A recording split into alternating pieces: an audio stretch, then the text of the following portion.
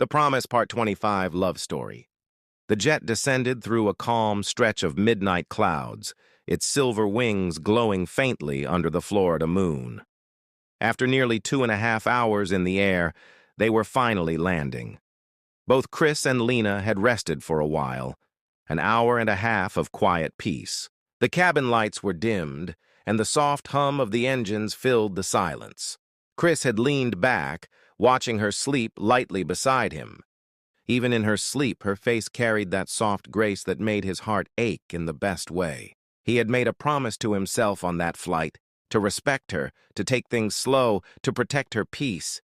Lena, far from her home, had stepped into a world completely unknown, and he knew what that required: patience, care, and respect. Outside, the runway lights glimmered like tiny fires.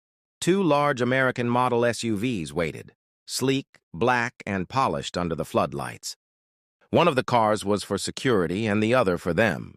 As they stepped down from the jet, the warm Miami air embraced them. Chris led her to the car himself, carrying her small case. The second car followed behind as security detail.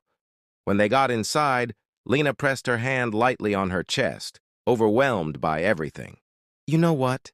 she said softly, looking out through the tinted window. "I just need to keep quiet. Because whatever I say right now could blind my eyes." Chris laughed gently, glancing at her. "You're allowed to speak, you know." She smiled shyly. "No, this is too much.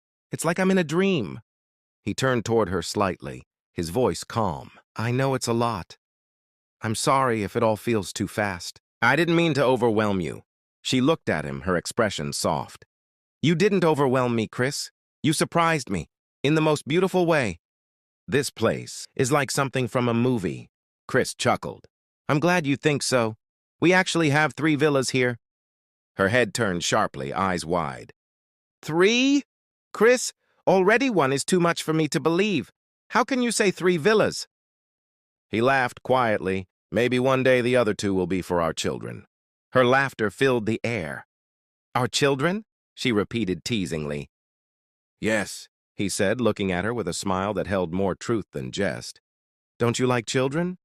She looked down, her tone softening. "I love children.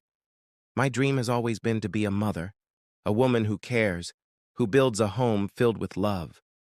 I've always wanted that more than anything." Chris watched her in silence, admiration glowing in his eyes. "What about work?" he asked gently. Them. "Oh, work," she said with a thoughtful smile. "I can do many things.